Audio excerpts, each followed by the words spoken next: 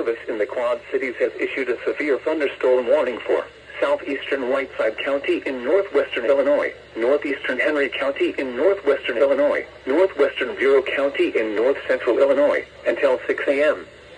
At 5:25 a.m., a severe thunderstorm was located over Leon Corners, or 14 miles south of Morrison, moving northeast at 40 miles per hour.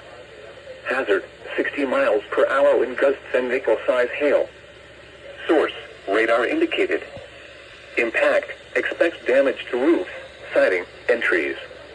Locations impacted include Sterling, Rock Falls, Prophetstown, Sheffield, Tampico, London, Buda, Deer Grove, Emerson, Neponset, Yorktown, Round Grove, Manlius, Mineral, New Bedford, Portland Corners, Como, Dinrock, Douglas Park, and Agnew. For your protection, move to an interior room on the lowest floor of a sturdy building.